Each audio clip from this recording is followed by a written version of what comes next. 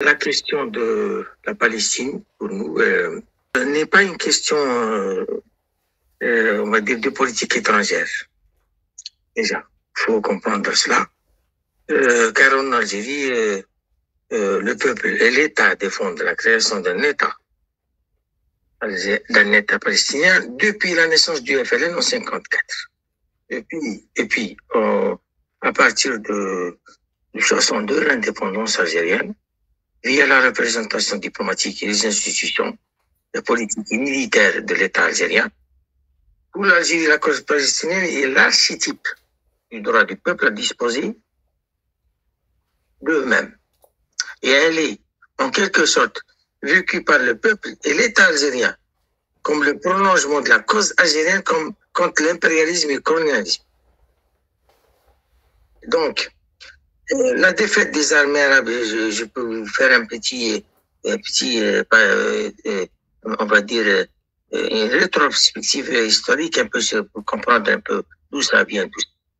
La défaite des armées arabes en 67, j'ai eu l'honneur de connaître des gens qui ont participé à cette guerre, notamment un ami qui est le général-major, notre ancien ministre de la Défense, le général-major Khaled Nazar, qui est un ami, a participé à cette guerre, la guerre du Jure en 67. Il a écrit d'ailleurs à ce propos. Et bien d'autres, bien sûr, d'autres militaires qui sont devenus des responsables. Il était ministre lui, il était ministre de la Défense. C'est juste une parenthèse. La défaite en 67 a représenté un grand traumatisme pour le peuple et l'État algérien. Et vécu comme une immense injustice, l'Algérie a envoyé immédiatement une division blindée algérienne en Égypte en 67. Elle a collaboré avec l'armée égyptienne pour préparer la réplique d'octobre 73. En fait, la guerre de Kippour, comme ils disent. Cette brigade s'est d'ailleurs particulièrement distinguée sur le champ de bataille. D'ailleurs, il y a une référence sur le port de l'Adabiya où on a donné une raclée à l'armée sioniste avec des pertes qu'on leur a infligées.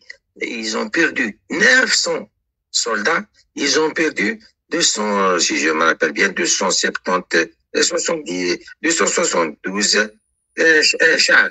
Et le char, Ariel Sharon, fut blessé. L'ancien premier ministre israélien.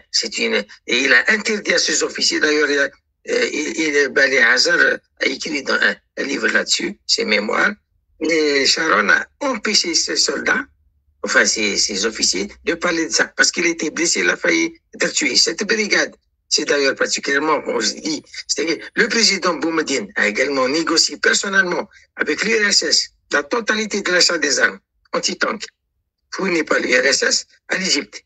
Il lui a donné le fameux chèque, un chèque à blanc. C'est un geste très fort.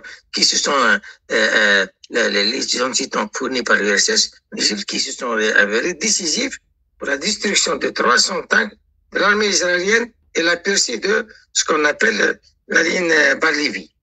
Donc, quant à la cause palestinienne elle-même, et depuis la création de l'OLP, elle est notre cause. Nous avons aidé le Fatah et les autres mouvements palestiniens, c'est-à-dire les factions, à se structurer après Septembre Noir, en 70. Que ce soit sur le plan politique, via les achats d'armes, notamment, ou des entraînements militaires, mais le soutien, surtout, a été politique et diplomatique. C'est l'Algérie, lorsqu'elle a assuré la présidence de l'Assemblée des Nations Unies en 74, qui a donné une tribune à Yasser Arafat. D'ailleurs, il est venu dans un avion, les Américains eux-mêmes ne savaient pas. C'est juste pour vous dire un petit anecdote. À l'ONU, hein. On a ramené Yasser Arafat à l'ONU, moment décisif pour la cause palestinienne. La diplomatie algérienne a aussi toujours défendu ardemment la cause palestinienne au sein de la Ligue arabe. Il continue à faire partie du front du refus, vous le savez, de la normalisation avec Israël. Tant que les Palestiniens n'ont pas d'État souverain, c'est l'Algérie, avec le président Boumediene, qui a poussé les pays de l'OPEP déjà à utiliser l'arme de l'embargo pétrolier pour contrer le soutien militaire des Occidentaux à Israël. Lorsque la guerre du Kippour, la guerre de 60, on l'appelle la guerre du Kippour de 73, notamment en arrivant à convaincre les deux principaux leaders de l'OPEP. À l'époque, c'était en Iran, c'était Shah et le roi Faisal d'Arabie Saoudite. Pourtant, alliés des États-Unis. Hein. Regardez un peu la subtilité, hein. Regardez bien l'efficacité de notre diplomatie, notamment la finesse et l'envergure, enfin, qu'avait le charisme qu'avait le président Boumedienne. Et donc, on a fait pression au niveau de l'OPEP à soutenir la cause palestinienne d'une manière prioritaire. Notre président Ouari Boumedienne l'a d'ailleurs certainement payé, il a certainement payé de sa vie. Aujourd'hui encore, l'Algérie soutient la cause palestinienne, comme vous le savez tous, malgré ses divergences idéologiques avec le Hamas, hein.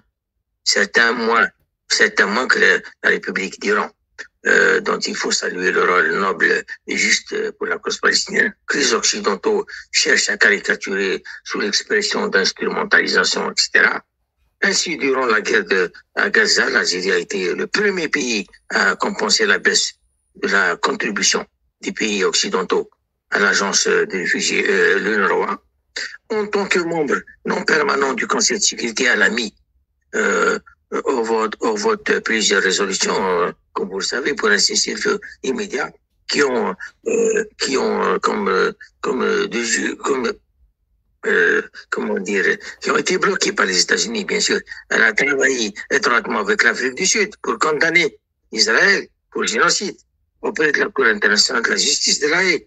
Enfin, depuis le début de cette année, en tant que président du Conseil de sécurité de l'ONU, elle ne cesse de faire avancer la cause du cessez-le-feu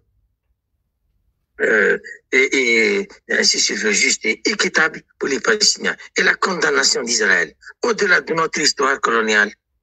Pourquoi nous battons-nous? C'est une question. Bon, je suis journaliste, je me permets ça. Pourquoi nous battons-nous autant pour la cause palestinienne? Nous le faisons parce que, comme l'Iran, nous sommes un État civilisation.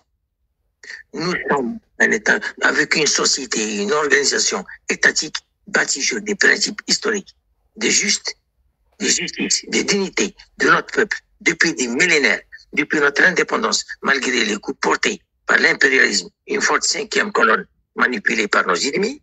Nous sommes dans une phase de renaissance interne dans les concerts des nations. À moindre échelle que l'Iran, nous subissons le prix en termes de tentatives de récurrentes d'isolement au sein de notre propre région, le Maghreb et le Sahel, de même que les tentatives récurrentes de déstabilisation interne. Nous résistons et nous résisterons. Et un des piliers de notre résistance est la fierté que nous ressentons par la cohérence de notre politique étrangère vis-à-vis de nos valeurs et de nos principes. Ce qui nous permet de nous regarder dans les yeux et de défier les plus grandes puissances en les condamnant moralement et activement. C'est ce que l'on appelle, chez nous en Algérie, Niful Khsara.